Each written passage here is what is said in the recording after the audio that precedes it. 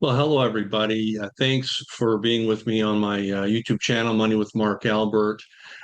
Here is the beginning of a Smart Money question series. Welcome to that, and basically smart questions to guide your estate tax and legacy plans. And so I'm the host. We're going to go through a massive amount of questions that are extremely important when it comes to doing your own financial plan and your overall estate planning, legacy planning, tax planning.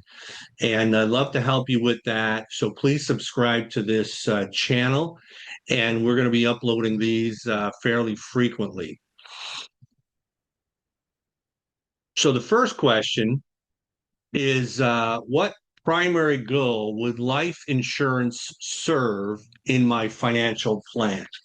So this is a very important question because a lot of agents out there, life insurance agents, they basically there's a focus on just getting a sale on their end so they can get commission, but there's a lot of strategy involved in doing it right. So life insurance itself, it's not a one size fits all product.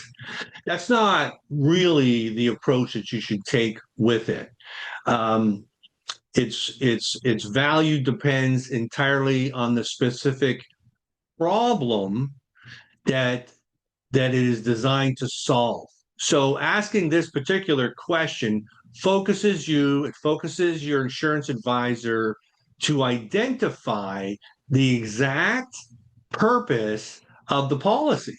And when you know that, before choosing the type of policy, right? So how can you know what type of policy if you don't even know what's the real purpose of your policy?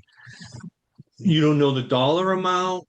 How do we figure that out? So we call that the face amount, the amount of protection you get, and ensuring that you're not wasting money on the wrong coverage.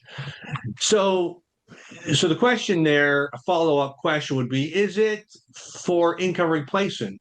Income replacement, replacing the income that my loved ones would be missing in my absence. Does it have anything to do with covering estate taxes? So when we pass away, there may be a tremendous amount of either capital gains tax or taxation based on a lot of income or RSPs or RIFs. Those are taxed as income unless it's rolling over into the hands of your spouse or common law partner. Uh, does it have anything to do with legacy building? So donating to a charity that's dear to your heart, having an impact on the community. And when you donate to a registered charity, that also has the ability to significantly reduce taxation on your estate when you pass away. Or estate equalization, which is basically saying, when I die, I want everyone to get an equal bit, an equal amount. And so you sometimes will use life insurance to kind of make that happen, right? So let's talk here just briefly for key reasons that this question is essential. So a lot of people don't ask this question. They don't think about this question, but you really need to. The question is what primary goal would life insurance serve in my financial plan? And so basically it would determine the correct policy type. Is it going to be term insurance? Do I need a permanent life insurance policy, like maybe whole life or universal life? I have thoughts on that. I'm not going to share it now. But those are very important to know that if you understand the purpose.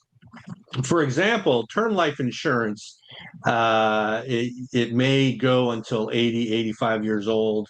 It may not go beyond that, some a little bit sooner.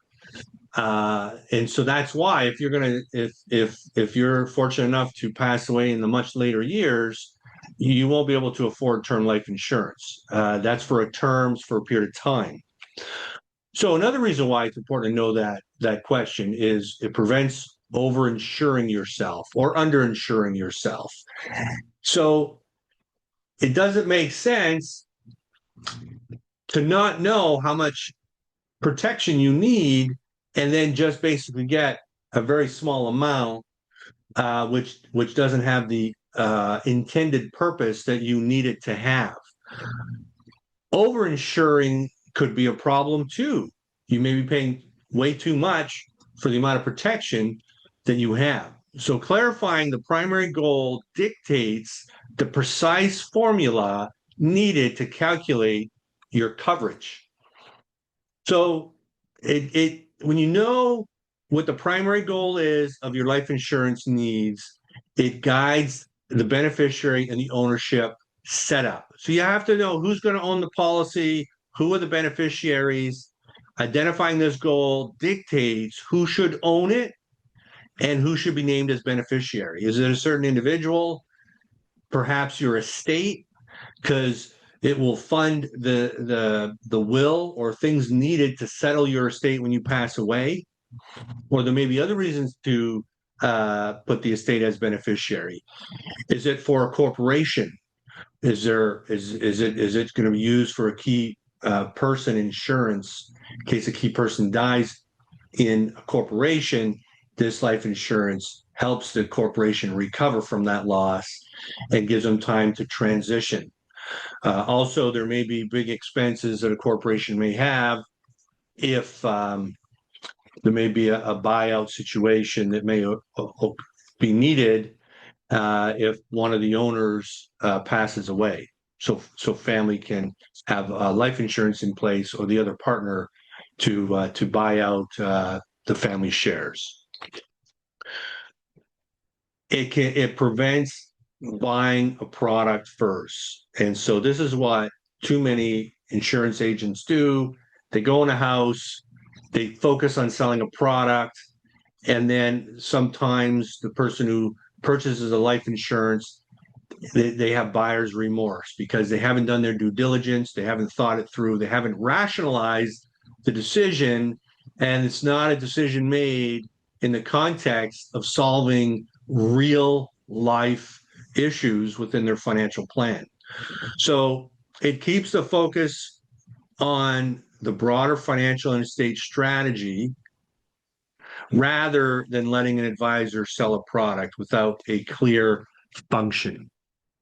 So asking this type of question ensures you build your insurance strategy around a defined financial outcome rather than an arbitrary coverage number, right? Identifying your core goal is critical and it dictates the correct policy type that you need and the payout amount that is required to solve the problem or the or to be a solution to real issues in your financial strategy.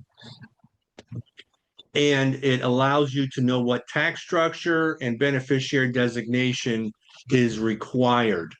And so I'm so happy that you've been with me so far. This is the first of many such videos. There's tremendous questions. I have a massive list that I created, and we're going to hit them one at a time. If you need an estate planning speaker for an event you want to do, or you just want financial consultation, there's my contact. You can reach me directly.